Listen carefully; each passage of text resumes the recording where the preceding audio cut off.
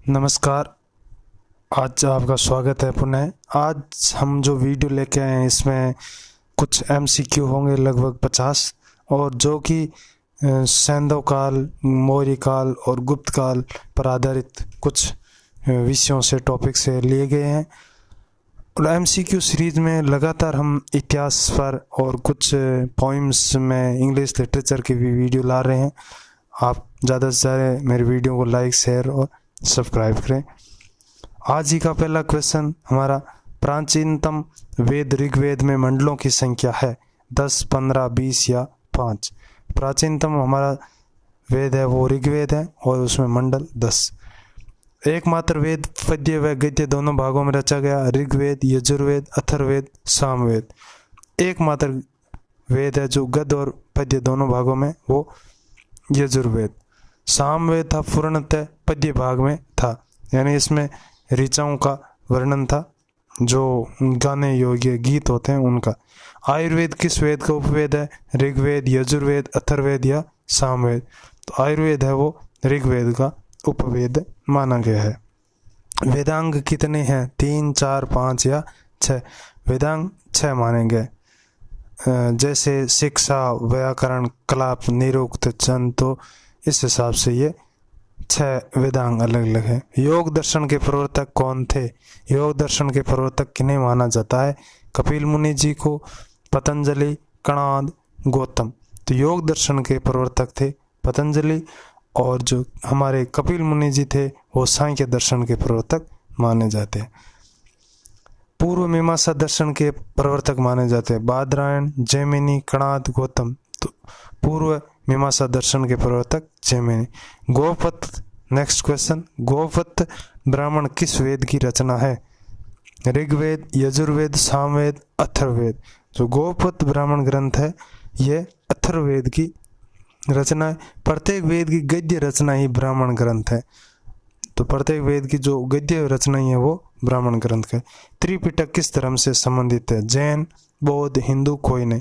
त्रिपिटक 3 पिटक, विनय पिटक, अभिधम पिटक, सूत पिटक। सूत पिटक, विनय पिटक और अभिधम पिटक, ये 3 पिटक थे जो किससे? बौद्ध धर्म से संबंधित ग्रंथ हैं। जैन साहित्य को क्या कहा गया? जैन साहित्य को पिटक कहा गया, या धम कहा गया, या आगम कहा गया, या दोनों। तो जैन साहित्य को आगम कहा गया। और जो जातक कथाएं हैं, जो महावीर स्वामी के बारे में उनकी जानकारी हमें मिलती है। संस्कृत साहित्य के प्रसिद्ध ग्रंथ वार्तिक के रचयिता है। वार्तिक, पाणिनि, कात्यायन, पतंजलि या कालिदास। तो वार्तिक के रचयिता कात्यायन। पुलकेशियन, नेक्स्ट क्वेश्चन, पुलकेशियन द्वितीय व हर्षवर्धन के बीच युद्ध की जानकारी मिलती है।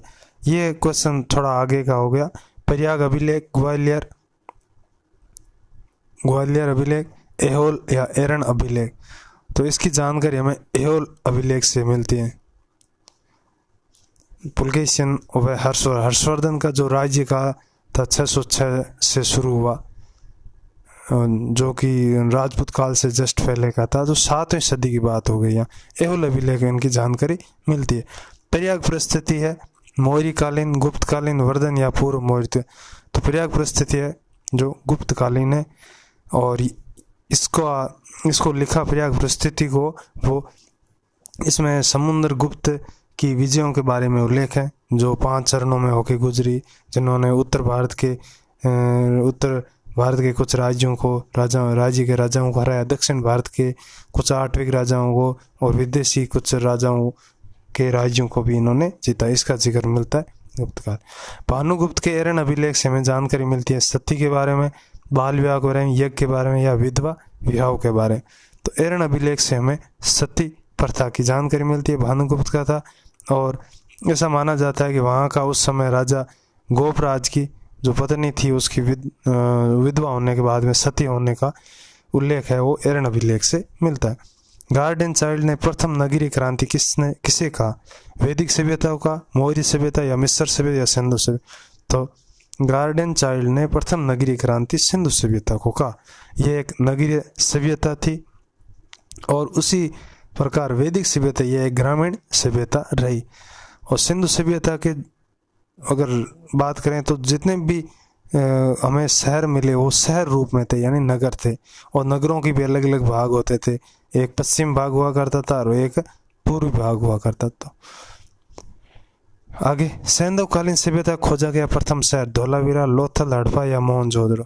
तो पहला शहर हड़प्पा जो कि 1921 में खोजा गया, 1921 में। मोहनजोदड़ो था वो 1922 में खोजा गया। तो ये अलग अलग शहर थे, ज़्यादातर शहर थे सिंधु नदी के किनारे थे, इसीलिए इसको सिंधु घाटी सभ्यता भी माना जाता। पहला शहर हड़प्पा था, इसे हड़प्पा सभ्यता भी कहा जाने लगा। अलग अलग नाम है।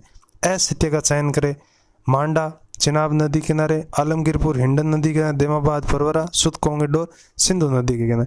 तो राइट आंसर सुत कोंगेडोर, ये असित्य दासक नदी के किनारे होना। आगे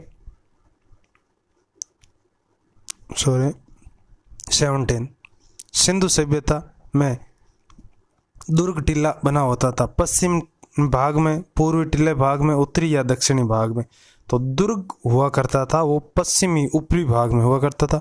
पूर्वी भाग में नगर जनता निवास करती थी। इस प्रकार दो भाग हुआ करते थे। दोनों भाग है दीवार सुरक्षा से घिरे हुए होते थे। सिंधु सभ्यता एकमात्र ऐसा नगर जो दुर्गीकृत नहीं था। 18 क्वेश्चन, धोलावीरा, कालीबंगा, चन्हुदड़ो या हड़प्पा। तो यहाँ जो चन्हुदड़ो था वो दुर्गीकृत नगर नहीं था। नगर। पक्की ईंटों से निर्मित विशाल स्नानागार कहाँ मिला? धोलावीरा, हड़प्पा, कालीबंगा या मोहनजोदड़ो। तो विशाल स्नानागार मोहनजोदड़ो मिला और इसका उपयोग है विशाल स्नानागार का धार्मिक पूजा के रूप में किया जाता था। लाजवर्द का आयात सिंधु सभ्यता में कहाँ से किया जाता था? राजस्थान से, महाराष्ट्र से, अफगानिस्तान, हिमालय क्षेत्र। तो लाजवर्द का आयात है सिंधु सभ्यता में, वहाँ के लोग अफगानिस्तान से किया करते थे। क्वेश्चन नंबर 21, मौर्यकालीन हिरण्य कर क्या था? कि आपात करता, अनाज करता या नगद करता या निर्यात करता। तो हिरण्य कर था वो नगद कर था। आपात कर था उसका नाम था प्रणय। अशोक का वास्तविक राज्याभिषेक माना जाता है 261 ईसा पूर्व, 65, 69 और 270। वास्तविक राज्यारोहण राज्याभिषेक 269 ईसा पूर्व माना जाता है, जबकि 273 में वो गद्दी या 273 ईसा पूर्व गद्दी या शासन पर बैठ चुका था। 4 वर्ष तक भाइयों में आपस संघर्ष होता रहा। अंततः 269 ईसा पूर्व शासक बने, राज्याभिषेक हुआ। बाबरू शिलालेख किसने खोजा? कैप्टन बरट ने, टिपथैंल ने, कार्लाइल ने या बिडेन ने। तो बाबरू शिलालेख है वो कैप्टन बरट ने खोजा। अशोक ने धर्म प्रचार हेतु सोन व उत्तरा को कहाँ भेजा? श्रीलंका, यूनान देश, मैसूर या स्वर्णभूमि। तो स्वर्णभूमि भेजा। स्वर्णभूमि में इंडोनेशिया कहा गया, जावा सुमात्रा द्वीप है। सांची का प्रसिद्ध बौद्ध स्तूप कहाँ स्थित है? 25 क्वेश्चन। उत्तर प्रदेश, मध्य प्रदेश, कर्नाटक, बिहार। तो राज्य का चुनाव करना है। सांची रायसेन जिला, मध्य प्रदेश, MP। अशोक के किस वृत्त शिलालेख में धम्म नीति का उल्लेख है? अशोक के जो शिलालेख मिले 8 जगह 14 शिलालेख है। एक शिलालेख पर 14 लाइनों का जिक्र है, 8 अलग अलग जगह पर मिले। धम्म नीति का उल्लेख मिलता है 4थे शिलालेख में। यूनानी साहित्य में सेंड्रोकोट्स कहा गया चंद्रगुप्त मौर्य को, बिंदुसार, अशोक या संप्रति को। तो चंद्रगुप्त मौर्य को सेंड्रोकोट्स कहा गया। विनय पिटक के अनुसार एक बौद्ध भिक्षु को नया कंबल कम से कम कितने वर्ष उपयोग में लेना चाहिए? 3 वर्ष, 4 वर्ष, 5 वर्ष या 6 वर्ष? राइट आंसर 6 वर्ष। सिंधु सभ्यता के अधिकांश निवासी किस प्रजाति के थे? कि निग्रो थे, भूमध्य सागरीय, प्रोटो ऑस्ट्रेलोइड या मंगोलोइड थे। तो भूमध्य सागरीय थे। मौर्यकालीन प्रमुख अधिकारी सन्निधाता होता था। प्रधानमंत्री नहीं हुआ करता, नगर अधिकारी नहीं था, राजस्व वसूलने वाला उसको समाहर्ता कहते थे, राजकीय कोषागार का संरक्षक हुआ करता था। तो ये अधिकारियों के अलग अलग नाम थे, अलग अलग कार्य। 31 नंबर गलत सुमेलित है वो। दान विभाग का प्रमुख अगर आरेख बिल्कुल सही है। राजकीय कोष महाभंडार अधिकृत, न्यायाधीश महादंड न्याय, गुप्तकालीन शब्दावली। अभिलेख विभाग का तो वो अक्षपट लिखित, सर्व अध्यक्ष था वो केंद्रीय सचिवालय के जो प्रधान था उसको माना जाता है। तो यह गलत सुमेलित है, राइट आंसर। मरणासर राजकुमारी का सबसे प्रसिद्ध चित्र मिलता है मौर्यकालीन गुफाओं में या गुप्तकालीन। तो ये जो राजकुमारी चित्र था वो गुप्तकालीन था, तो मौर्यकालीन दोनों ऑप्शन गलत हो गए। अब गुफा नंबर 16 या 17, गुफा नंबर 16 गुप्तकालीन। वराह, अमीर, धन्वंतरी जैसे नवरत्न किसके दरबार में थे? चंद्रगुप्त प्रथम, द्वितीय, समुद्रगुप्त, कुमारगुप्त। तो इस प्रकार 9 रत्न थे चंद्रगुप्त द्वितीय के दरबार में थे। वराह, अमीर, धन्वंतरी, अमरसिंह, घटकपर, शफनक, शंकु, इस प्रकार के कुछ 9 रत्न चंद्रगुप्त द्वितीय। हस्तार आयुर्वेद नामक ग्रंथ किसने लिखा? पाल काव्य, धन्वंतरी, वराहमिहिर या आर्यभट्ट ने? पाल काव्य जी ने। ब्रह्मगुप्त का जन्म स्थान माना जाता है पटना, मगध, भीनमाल, उज्जैन। ब्रह्मगुप्त का जन्म स्थान है राजस्थान के जालोर, जालोर के भीनमाल में। देवगढ़ का 10 अवतार मंदिर, 10 अवतार, शिव, लक्ष्मण, बुद्ध या विष्णु को समर्पित, 10 अवतार विष्णु के। 7.5 फीट ऊंची बुद्ध की मूर्ति कहाँ से मिली? मथुरा, सारनाथ, सुल्तानगंज या उदयपुर गिरी से? तो सुल्तानगंज से। और बुद्ध की जो बैठी मूर्ति है वो सारनाथ में उन्होंने उपदेश दिया, बैठ कर दिया तो बैठी, और जो खड़ी मूर्ति है वो मथुरा में है। प्रसिद्ध बौद्ध विद्वान कुमार जी 2 वर्ष तक अध्ययन के लिए खोतान से कहाँ आया? पढ़ने के लिए कहाँ आया? काशी आया, तिब्बत, कश्मीर या तक्षशिला? कश्मीर आया कुमार जीव खोतान से। स्वर्ण भूमि कहा गया है? स्वर्ण भूमि किसे कहा? इंडोनेशिया को, जावा को, सुमात्रा को या थाईलैंड को? स्वर्ण भूमि इंडोनेशिया को कहा है। जावा, यवद्वीप, सुमात्रा, स्वर्ण भूमि इंडोनेशिया, स्वर्ण भूमि इंडोनेशिया, यवद्वीप जावा, स्वर्ण द्वीप सुमात्रा, और श्याम नाम है वो थाईलैंड का। नेक्स्ट, मौर्यकालीन चाम्र ग्रहणी यक्षिणी की मूर्ति कहाँ से मिली? परखम, मथुरा से, पटना, दीदारगंज, कलिंग से? तो यक्षिणी की मूर्ति दीदारगंज से मिली, परखम मथुरा से यक्ष की मूर्ति मिली।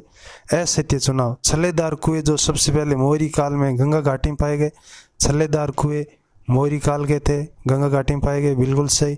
मैक्सथनीज ने राजधानी पाटलिपुत्र में लकड़ी के भवनों का उल्लेख किया, लकड़ी के भवन थे, बिल्कुल सही राजधानी में। पण, मार्शक, कारसपण आदि मौर्य काल में प्रचलित सिक्के, बिल्कुल सही। पण, मार्शक, कारसपण सोने का, चांदी के, तांबे के सिक्के थे अलग।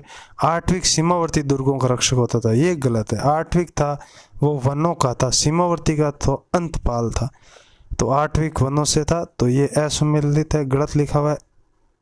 D option right answer. सही सुमेलित नहीं है, इधर प्रांत है इधर राजधानी, तो मौर्य काल के प्रांत है यहाँ। उत्तरापथ राजधानी तक्षशिला लिखा है। मध्य देश उज्जैनी, कलिंग की राजधानी तोसली, दक्षिणापथ स्वर्णगिरी, तो ये गलत है बी, यानी ये उत्तर हो जाएगा। उज्जैनी थी वो अवंती की थी, मध्य की नहीं थी। अवंती की राजधानी उज्जैनी थी, तो उत्तरापथ 1, दक्षिणापथ 2, मध्य 3, कलिंग 4, अवंती 5, ये 5 थे मौर्यकालीन प्रांत थे। गतिमान गुप्तचर कहलाते थे। संचरा, संस्था, प्रतिवेदक, पुलिसानी, तो ये संचार था, संचार या संचरा गुप्तचर हुआ करते थे। मौर्य काल में 2 संस्थाएं थी, एक संस्था यानी जो स्तर ऑफिस हुआ करती थी गुप्तचरों की, उससे संस्था, और दूसरी संचार। बिंदुसार की मंत्री परिषद जिसमें 500 सदस्य थे, प्रमुख कौन था? चाणक्य, राधागुप्त, अशोक या खलाटक था। अशोक की रानी कारुवाकी का उल्लेख मिलता है जूनागढ़ अभिलेख में, प्रयाग में, धौली या गुर्जरा? तो प्रयाग जो कौशाम्बी रानी का अभिलेख है उसमें मिलता है। रामपुरवा शिलालेख के खोजकर्ता कैप्टन ब्रट, पॉलियर, कार्लाइल या फिर है? तो रामपुरवा शिलालेख उसका कार्लाइल है। रामपुरवा का एक अभिलेख था उस सिंह शीर्ष वाला था, और एक वृषभ शीर्षक वाला था। युद्ध व शांति का प्रधान अधिकारी कहलाता था महासेनापति, रणभंडारी, महासंधि विग्रह, अग्रहारी? तो युद्ध व शांति का था महासंधि विग्रह। देवी चंद्रगुप्तम किसकी रचना है? तो ये गुप्त काल के बारे में, गुप्त काल के राजा चंद्रगुप्तम के बारे में। भास ने विशाखदत्त, शूद्रक या आर्यभट्ट? ये विशाखदत्त की थी, और विशाखदत्त 7वीं सदी के जासूस माने जाते हैं जिन्होंने गुप्त काल के बारे में लिखा। आगे, गुप्तकालीन कर जो अस्थायी कृषकों से लिया जाता था, ऊपरी, भाग, भोग, उद्रंग? ऊपरी, अस्थायी करों से ऊपरी। सिंचाई स्थायी कह सकते, उद्रंग। भोग था राजा फल सब्जियों के रूप में लेता था, और भाग भी एक नगद कर के रूप में। तो ये इस प्रकार के करते अलग अलग। ये आज हमारे 50 क्वेश्चन समाप्त हुए। वीडियो देखने के लिए धन्यवाद। अच्छा लगे तो लाइक और हमारे चैनल को सब्सक्राइब ज़रूर करें, आगे शेयर करें। Thank you for watching my video. Once again thanks.